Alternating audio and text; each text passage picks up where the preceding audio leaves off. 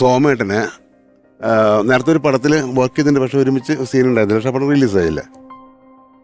സോമേട്ടനെ ശരിക്കും അടുത്ത് പരിചയപ്പെടുന്നതും കാണുന്നതും ജെ.സി. സാറ് ഡയറക്റ്റ് ചെയ്ത മോഹപക്ഷികൾ എന്ന സീരിയലാണ്. വളരെ ജനകീയമായിട്ടുള്ള പരമ്പര. അപ്പം എനിക്ക് ജെ.സി. സാറ് ഡയറക്റ്റ് ചെയ്യുന്ന ഒരു സീരിയലുണ്ട്, അപ്പോൾ അതിൽ അഭിനയിക്കാൻ പറ്റുമെന്ന് ചോദിച്ചപ്പം ഞാൻ പറഞ്ഞു സ്വാഭാവികമായിട്ടും ഓക്കെ എന്ന് പറഞ്ഞു. ലൊക്കേഷൻ 93-94 ആ സമയങ്ങളിൽ. അപ്പം ആ സീരിയലിൽ അഭിനയിക്കാൻ വേണ്ടി വന്നപ്പോഴാണ് ഞാൻ അറിയുന്നത് എൻ്റെ അച്ഛൻ, അതായത് സോമേട്ടൻ്റെ മകനായിട്ട് ഞാൻ അഭിനയിക്കുന്നത്. എൻ്റെ ഭാര്യ ശാന്തികൃഷ്ണനാണ്, സുഹൃത്ത് സായികുമാറാണ്. വൻ പുലികളുടെ ഇടയിലാണ് ഞാൻ നിൽക്കുന്നത്. അപ്പോഴാണ് എനിക്കറിയുന്നത്, എനിക്കറിയില്ലായിരുന്നു. അപ്പോൾ സോമേട്ടനായിട്ടുള്ള സീക്വൻസ് ആയിട്ടില്ല. അപ്പോൾ എൻ്റെ സിസ്റ്ററുടെ മാരേജ് കഴിഞ്ഞ് ഞാൻ അന്നത്തെ ദിവസം അവിടെ തൃശ്ശൂർ അവിടെ കുറച്ച് ലേറ്റായി എല്ലാ ഫംഗ്ഷൻ കഴിഞ്ഞപ്പോൾ ഞാൻ ഉറങ്ങിപ്പോയി.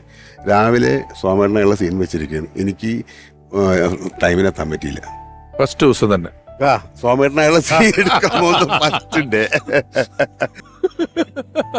അപ്പം ഞാൻ അപ്പം എന്നെ വിളിക്കുന്നുണ്ട്. ഇപ്പം ഞാൻ പിന്നെ വെപ്രാളപ്പെട്ട് അവിടുന്ന് നേരെ വണ്ടി എടുത്ത് നേരെ ലൊക്കേഷൻ എത്തിയപ്പം ജയസാർ പറഞ്ഞു സോമു ഭയങ്കര ചൂടിലാണ്, എന്നെ കാണാണ്ടായപ്പോൾ പുള്ളി ഇറങ്ങിപ്പോയി, എന്താണെന്ന് എനിക്കറിയില്ല എന്നൊക്കെ പറഞ്ഞ് ഞാനാകെ ടെൻഷൻ അടിച്ച് വിറയ്ക്കാൻ തുടങ്ങി. അപ്പോഴത്തേനും വന്നാൽ ഒരു കാര്യം സാധിക്കും, മേക്കപ്പ് ചെയ്തോ പുള്ളി വരും എന്നൊക്കെ പറഞ്ഞ് കുറേ കഴിഞ്ഞപ്പോൾ ഞാൻ മേക്കപ്പ് ചെയ്യുന്നതിൻ്റെ സൈഡിലൂടെ പുള്ളി പാസ് ചെയ്യുന്നു. പുള്ളി പറയും ചിലവന്മാർക്കൊരു ധാരണയുണ്ട്, ഈ ഞങ്ങളൊക്കെ പോലുള്ള ആൾക്കാർ വെയിറ്റ് ചെയ്യട്ടേന്ന്. അറിയാത്ത കാര്യം. അപ്പം ഞാൻ ചെന്ന് കുറേ സോറി പറഞ്ഞപ്പോൾ എന്നൊക്കെ പറഞ്ഞ് കുറേ മൂളി വേറൊന്നും പറഞ്ഞൊന്നുമില്ല. പുള്ളി ഭയങ്കര ചൂടില് സീൻ കൊണ്ടു തന്നപ്പോഴാണ് ഞാൻ ഒന്നും കൂടെ എൻ്റെ കയ്യിൽ നിന്ന് പോയി. കാരണം ഫുൾ പെർഫോം ചെയ്യേണ്ടതും അതുപോലെ ഇമോഷൻ സീനും സോമേട്ടനെ കെട്ടിപ്പിടിച്ച് ഒരു കൺഫസിങ് നടത്തുന്ന സംഭവമാണ് സോമേട്ടനായിട്ട്.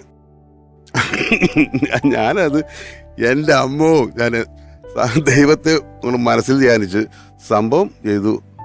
സീൻ ഗംഭീരമായി, ജയസാർ നന്നായി എന്ന് പറഞ്ഞു. അത് കഴിഞ്ഞിട്ട് സോമേട്ടൻ കൊള്ളാടാ എന്ന് പറഞ്ഞിട്ട് പുള്ളി പോവുകയും ചെയ്തു.